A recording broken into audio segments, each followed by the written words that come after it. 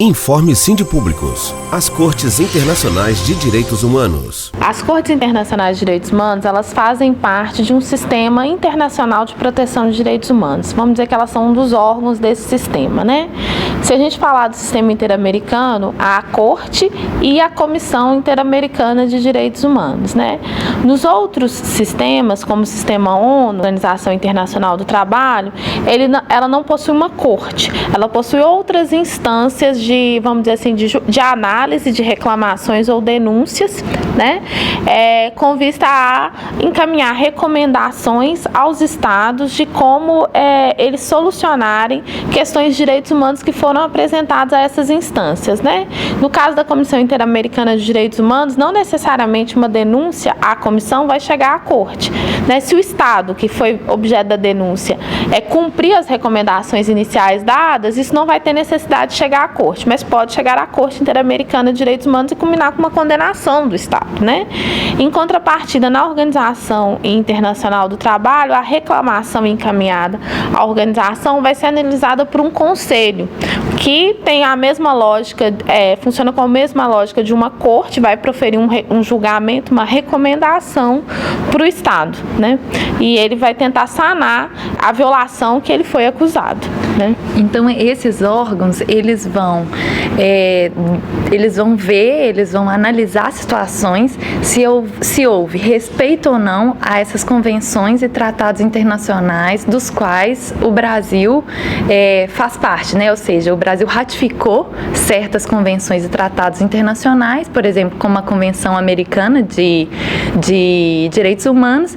Tem certas situações que podem ser apresentadas tanto à Corte quanto à Comissão ou ao próprio sistema ONU também, né, que tem uma Comissão de Direitos Humanos também no sistema ONU, que eles vão analisar, será que o Brasil cumpre ou não com aquelas convenções e tratados que ele ratificou. Os tratados e declarações ratificadas pelo Brasil. Quando o Brasil ratifica um tratado internacional, aquele tratado é incorporado ao ordenamento jurídico.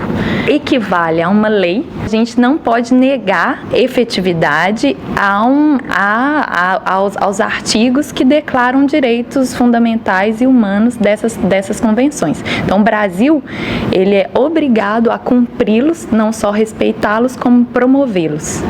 Se houver alguma legislação nacional que é inadequada a essas declarações, que contradiz essas declarações, o Brasil, ao assinar essas declarações de direitos humanos ou de direito do trabalho, né, ele se compromete automaticamente a adequar a legislação interna.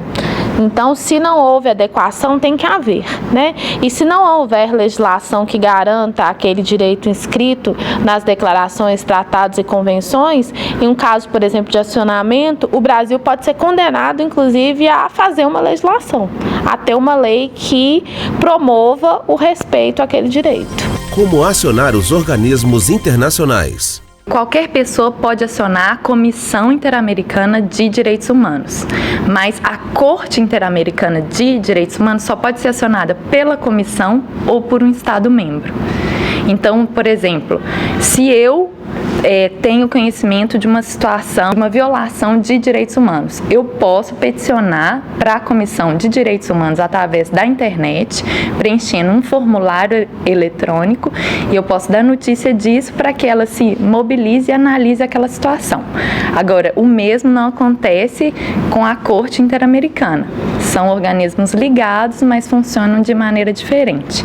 E a OIT também existem critérios. Por exemplo, ela pode ser acionada por uma organização sindical nacional, ou uma federação, ou um organismo sindical internacional, e para dar notícia dessas violações no âmbito do trabalho, no âmbito sindical. Os sindicatos e os organismos internacionais. Em relação aos sindicatos, principalmente que os sindicatos no Brasil se organizam por categorias, é importante para visibilizar uma demanda de uma categoria que muitas vezes está restrita a um espaço, né, político, que já não consegue dar resposta a essas demandas, né? Então, por exemplo, no caso dos sindicatos do Espírito Santo, que já vem com uma longa luta, né, em relação aos servidores públicos, por exemplo, você levar isso para o organismo internacional, vamos dizer assim, compele o Estado brasileiro a fazer cumprir algo que é da obrigação dele, que ele se eximia de cumprir ou negligenciava esse processo de cumprimento, né? A visibilização é o central para qualquer organização, seja de trabalhadores, ou seja uma organização da sociedade civil, um movimento social, uma coletividade. Porque muitas vezes o problema que é para nós, né, que estamos no local, é algo muito grave, fica invisível para o restante do país, inclusive para o mundo, né? Juntos somos fortes.